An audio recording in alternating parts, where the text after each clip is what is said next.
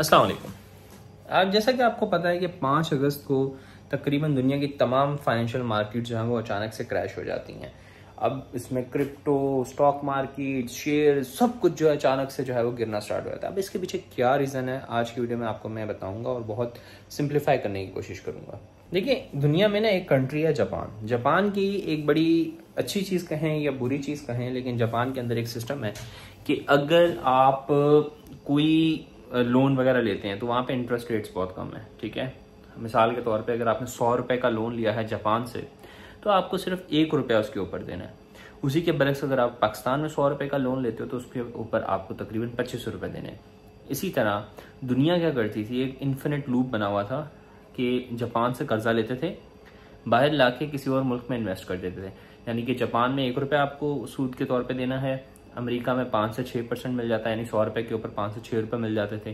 तो होता क्या था कि जापान से कर्जा लेके तो बाकी कंट्रीज में क्रिप्टो में ऐसी ऐसी जगहों पे इन्वेस्ट हुआ था।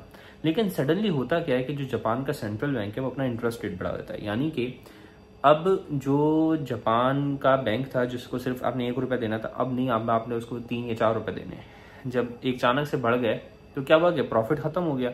जब प्रॉफिट खत्म हुआ तो जो इन्वेस्टर्स थे दुनिया के, उन्होंने क्या किया कि सारा पैसा जो है वो बिटकॉइन में या जो जहां जहां से जापान से लेके लोन लेके लगाया हुआ था वो सारा वापस करना स्टार्ट कर दिया, क्योंकि अब वो प्रॉफिटेबल नहीं रहा, फायदे में नहीं रहा।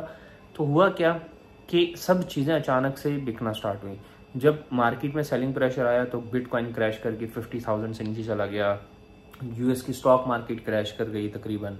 ठीक है, अब इसमें बहुत सी वजूहत थी जो समझ नहीं आ रहा था एक दिन के अंदर अंदर अचानक हुआ गया है। तो आहिस्ता आहिस्ता जैसे मार्केट थोड़ी सी, वो कहते हैं ना, तूफान का जब डस्ट होती है वो सेटल डाउन होती है, फिर पता चलता है कि मसला क्या था। तो अभी पता चल रहा है कि भाई जो जापान ने इंटरेस्ट रेट बढ़ाए थे ये उसकी वजह से तूफान आना स्टार्ट हुआ था।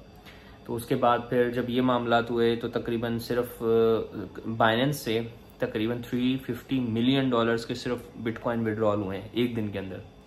ठीक है, तो पूरी दुनिया की जो थी ना मनी मार्केट्स, फाइनेंस की, चाहे फॉरेक्स हो, चाहे क्रिप्टो हो, चाहे शेयर्स हो, सब के सब क्रैश कर गए थे। ठीक है, तो ये वजह है। और अगर आपको कोई और वजह भी मिली है तो प्लीज़ मुझे बताइएगा। ठीक है, लेकिन फिलहाल जो मैंने रिसर्च की उसमें तो मुझे यही मिली है। ठीक है, और इसके पाकिस्तान के ऊपर भी आप देखें तो पाकिस्तान की स्टॉक मार्केट भी काफ़ी नेगेटिव रही है इसी वजह से, क्योंकि दुनिया में ग्लोबली पैसा निकल रहा है, जापान में वापस जा रहा है, तो फिर अल्टीमेटली ठीक है ना, पाकिस्तान से भी जा रहा है। तो ये चीज़ होती है कि एक कंट्री से लोग लेते हैं पैसा और दूसरे में इन्वेस्ट कर रहे होते हैं। तो जब वो उस कंट्री का इंटरेस्ट रेट बढ़ गया तो हुआ क्या, क्योंकि देखें ऑब्वियस सी बात है, जापान से जो पैसा बाहर जा रहा था, जब जापान में इंटरेस्ट रेट ज़्यादा मिलेगा, लोगों को 3 या 4% का प्रॉफिट मिलेगा, तो फिर बाहर पैसा क्यों जाएगा। सही है, तो पैसा सारा क्रिप्टो से इन जगहों से निकल कर दोबारा पाक जापान गया। और इसी तरह अगर आप मजीद इसी किस्म की फाइनेंशियल वीडियोस वगैरह देखना चाहते हैं तो प्लीज़ मेरे चैनल को सब्सक्राइब कीजिएगा।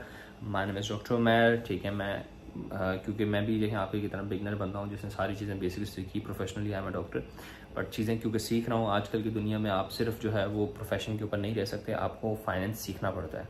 तो जो जो मैं सीख रहा हूँ वो मैं सिखा रहा हूँ। तो इसी तरह हम आगे सीखते रहेंगे, सिखाते रहेंगे। ठीक है, तो that's all, this doctor Umair signing off. Allah हाफिज़।